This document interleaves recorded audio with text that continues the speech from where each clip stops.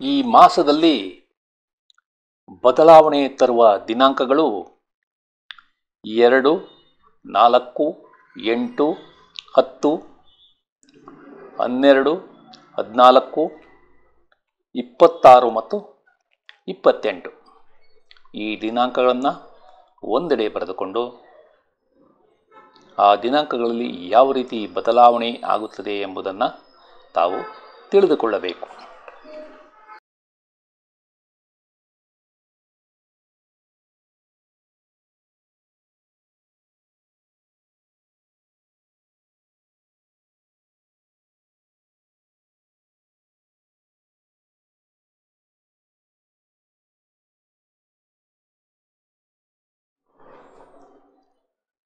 ಆತ್ಮೀಯರೇ, ತಮಗೆಲ್ಲ astro secret by Shiva ಚಾನಲ್ಗೆ ಆತ್ಮೀಯ ಸ್ವಾಗತ. ತಾವೆಲ್ಲ ಪ್ರೀತಿ ಮತ್ತು ವಿಶ್ವಾಸದಿಂದ ಈ ಚಾನಲನ್ನು ವೀಕ್ಷಣೆ ಮಾಡುತ್ತಿದ್ದೀರಿ. ಅದಕ್ಕಾಗಿ ತಮಗೆ ತುಂಬು ಹೃದಯದ ವಂದನೆಗಳು. ತಮಗೆಲ್ಲ ಯುಗಾದಿ ಹಬ್ಬದ ಹಾರ್ದಿಕ ಶುಭಾಶಯಗಳು. ಈ ಚಾನಲ್ನಲ್ಲಿ ಜ್ಯೋತಿಷ್ಯದ ಬಗ್ಗೆ ಪ್ರತಿಯೊಂದು ಮಾಸದಲ್ಲಿ ಯಾವ ರೀತಿ ಬದಲಾವಣೆ ಆಗುತ್ತದೆ ಎಂಬುದರ ಬಗ್ಗೆ ಸಂಕ್ಷಿಪ್ತವಾಗಿ ಪ್ರತಿಯೊಂದು ರಾಶಿ ಅಥವಾ ಲಗ್ನಕ್ಕೆ ವಿವರಗಳನ್ನು ಕೊಡುತ್ತಿದ್ದೇನೆ. ಇವುಗಳನ್ನು ಉಪಯೋಗಿಸಿಕೊಂಡು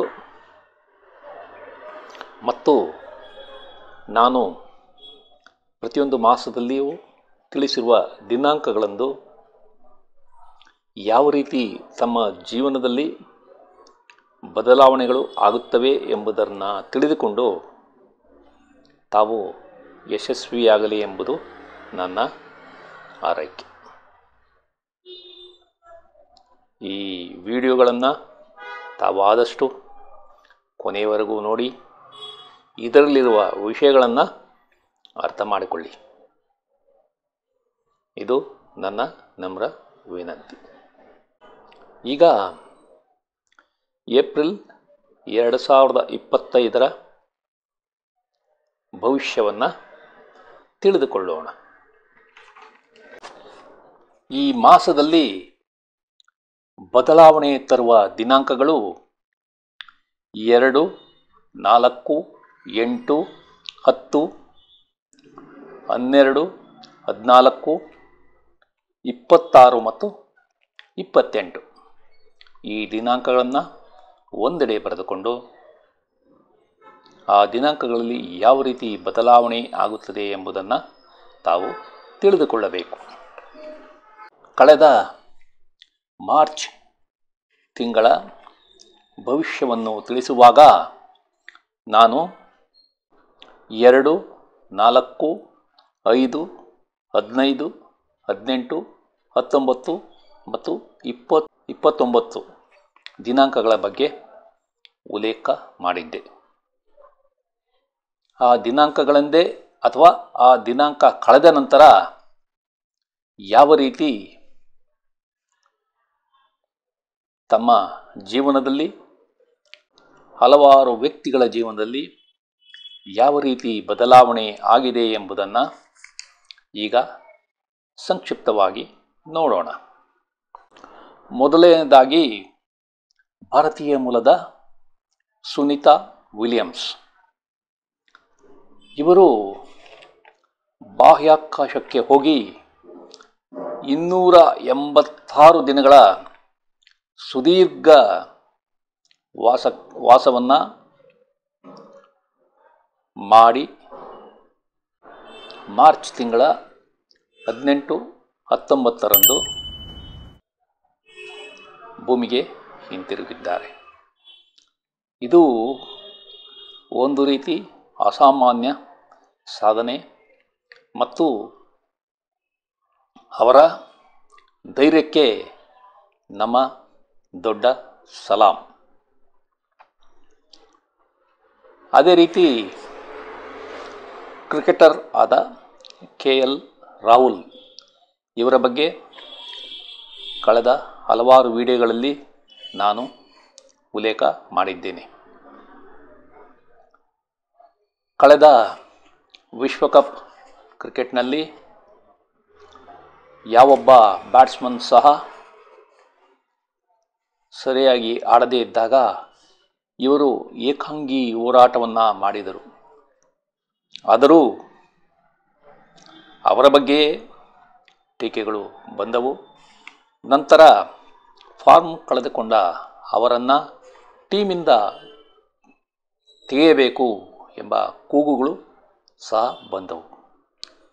ಆದರೆ ಅವೆಲ್ಲವನ್ನು ಮೆಟ್ಟಿ ನಿಂತು ಭಾರತಕ್ಕೆ ಚಾಂಪಿಯನ್ಸ್ ಟ್ರೋಫಿಯನ್ನು ಗೆಲ್ಲಿಸಿಕೊಡುವಲ್ಲಿ ಅವರು ಅದ್ಭುತವಾದ ಆಟವನ್ನು ಆಡಿದ್ದಾರೆ. ಅದೇ ರೀತಿ ಭಾರತೀಯ ಇಸ್ರೋ ಸಂಸ್ಥೆ, ಇದರ ಬಗ್ಗೆಯೂ ನಾನು ಕಳೆದ ವಿಡಿಯೋಗಳಲ್ಲಿ ಉಲ್ಲೇಖ ಮಾಡಿದ್ದೇನೆ. ಅಂದರೆ ಭೂಮಿಯಿಂದ ಕಳಿಸಿದ ಸ್ಯಾಟಲೈಟ್ಗಳನ್ನು ಅಂತರಿಕ್ಷದಲ್ಲಿ ಕೂಡಿಸುವುದು ಮತ್ತು ಬಿಡಿಸುವುದು, ಅಂದರೆ ಡಾಕಿಂಗ್ ಮತ್ತು ಅನ್ಡಾಕಿಂಗ್ ಟೆಕ್ನಾಲಜಿಯಲ್ಲಿ ಪ್ರಯೋಗವನ್ನು ಮಾಡುತ್ತಿದ್ದಾರೆ. ಮೊದಲು ಡಾಕಿಂಗ್ ಪ್ರಯತ್ನವನ್ನು ಯಶಸ್ವಿಯಾಗಿ ಮಾಡಿದ್ದರು. ಮಾರ್ಚ್ ತಿಂಗಳ 13ನೇ ತಾರೀಕು ಅನ್ಡಾಕಿಂಗ್ ಕೂಡ ಯಶಸ್ವಿಯಾಗಿ ಮುಗಿಸಿದ್ದಾರೆ. ಇದು ಭಾರತದ ವಿಜ್ಞಾನಿಗಳ ಯಶಸ್ಸು ಎಂದು ಕರೆದರೆ ತಪ್ಪಿಲ್ಲ. ಅದೇ ರೀತಿ PS ಕಾಲೇಜಿನ ಸಂಸ್ಥಾಪಕರಾದ ದೊರೆಸ್ವಾಮಿ ನಾಯ್ಡುರವರು ದಿನಾಂಕ 6 ಮಾರ್ಚ್ 2025ರಂದು ನಿಧನ ಹೊಂದಿದ್ದಾರೆ. ಕೊನೆಯದಾಗಿ ಬದ್ರಿನಾಥ್ನಲ್ಲಿ ಸಂಭವಿಸಿದ ಪರ್ವತಗಳ ಕುಸಿತ, ರಸ್ತೆಗಾಗಿ ಟನಲ್ ಕೊರೆಯುವಾಗ ಸುಮಾರು 55 ಜನ ಕಾರ್ಮಿಕರು ಸಿಲುಕಿಕೊಂಡರು. ಅದರಲ್ಲಿ ಹಲವರನ್ನು ಬದುಕಿಸಲಾಯಿತು. ಇನ್ನೂ ಹಲವಾರು ಜನರು ತಮ್ಮ ಪ್ರಾಣತ್ಯಾಗ ಮಾಡಿದ್ದಾರೆ. ಇದು ಬಹಳ ದುರಂತದ ವಿಷಯ. ಈ ಮಾಸದಲ್ಲಿ ಬುಧ 8/4/2025ರಂದು ತನ್ನ ವಕ್ರ ಸಂಚಾರವನ್ನು ನಿಲ್ಲಿಸಿ ಸರಿಯಾದ ಸಂಚಾರ ಪ್ರಾರಂಭ ಮಾಡುತ್ತದೆ. ಅದೇ ರೀತಿ ಶುಕ್ರ ಗ್ರಹ ಸಹ ವಕ್ರ ಸಂಚಾರದಲ್ಲಿದ್ದು ಅದು ದಿನಾಂಕ 14/4/2025ರಂದು ತನ್ನ ವಕ್ರ ಸಂಚಾರವನ್ನು ನಿಲ್ಲಿಸಿ ಸರಿಯಾದ ದಿಕ್ಕಿನಲ್ಲಿ ಸಂಚಾರವನ್ನು ಪ್ರಾರಂಭ ಮಾಡುತ್ತದೆ. ಮಾರ್ಚ್ ತಿಂಗಳ 29ರಂದು ಶನಿ ಮೀನರಾಶಿ ಪ್ರವೇಶವನ್ನು ಮಾಡುತ್ತಿದೆ.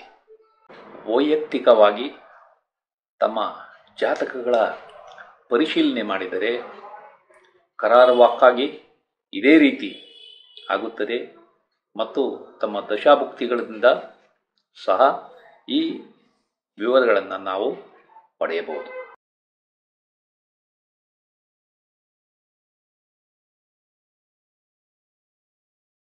ಈ ಅವಧಿಯಲ್ಲಿ ನಿಮ್ಮ ಧೈರ್ಯ ಹೆಚ್ಚಾಗಿರುತ್ತದೆ.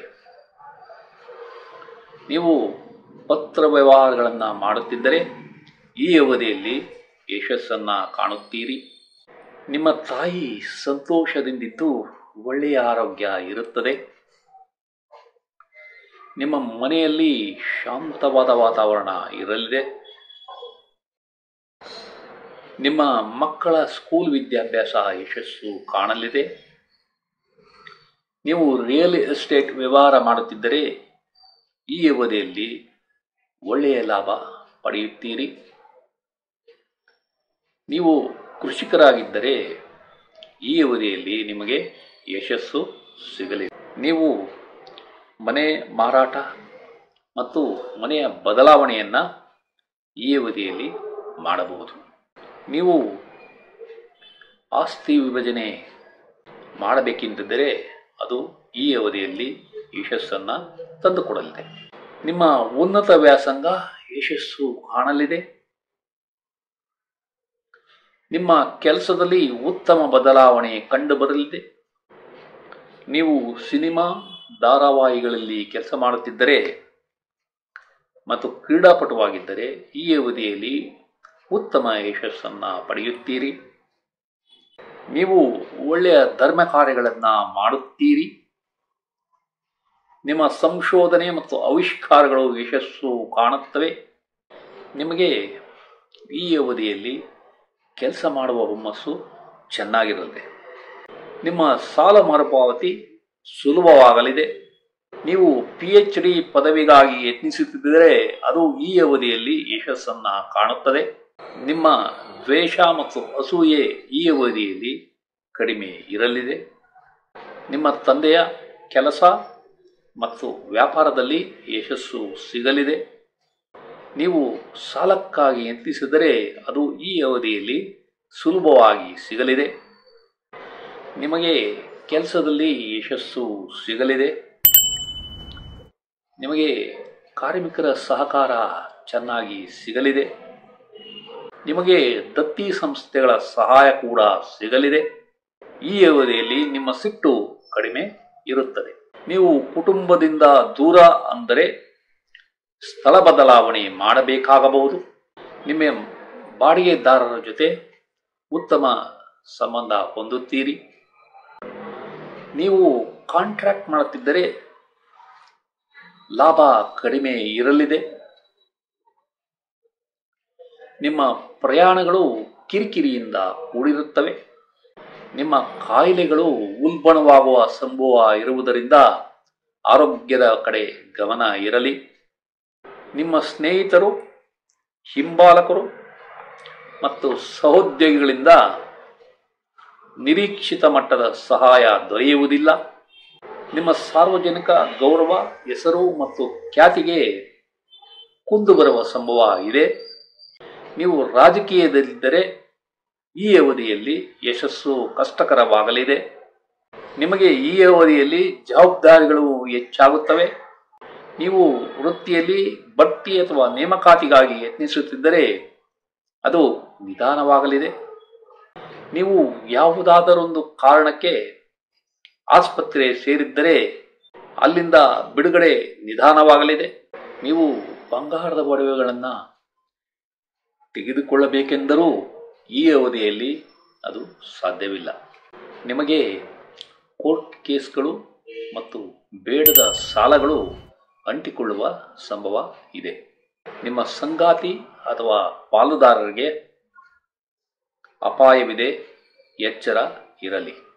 ನಿಮಗೆ ಬಲಿಷ್ಠ ಶತ್ರುಗಳಿಂದ ಸೋಲು ಕಂಡುಬರಲಿದೆ.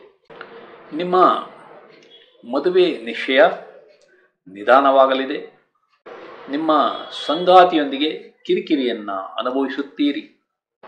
ನೀವು ಈ ಅವಧಿಯಲ್ಲಿ ಸಮಾಜದಲ್ಲಿ ಮುಕ್ತವಾಗಿ ಬೆರೆಯುವುದಿಲ್ಲ.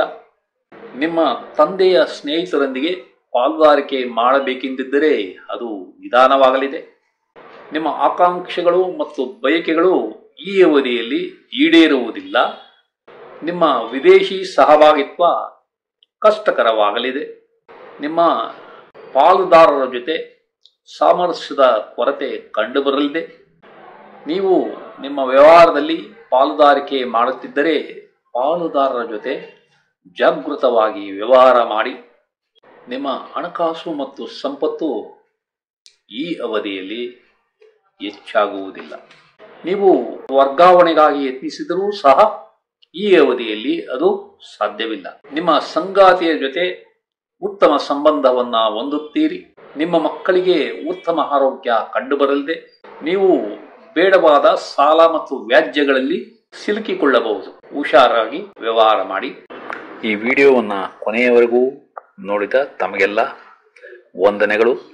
ಈ ವಿಡಿಯೋದಲ್ಲಿರುವ ವಿಷಯಗಳು ತಮಗೆ ಇಷ್ಟವಾದರೆ ಈ ವಿಡಿಯೋವನ್ನು ತಮ್ಮ ಬಂಧು ಮಿತ್ರರಿಗೆಲ್ಲ ಶೇರ್ ಮಾಡಿ, ಅವರೂ ಸಹ ಈ ಚಾನಲ್ಗೆ ಸಬ್ಸ್ಕ್ರೈಬ್ ಆಗುವಂತೆ ಮಾಡಿ ಎಂದು ಕೋರುತ್ತಿದ್ದೇನೆ. ವಂದನೆಗಳು.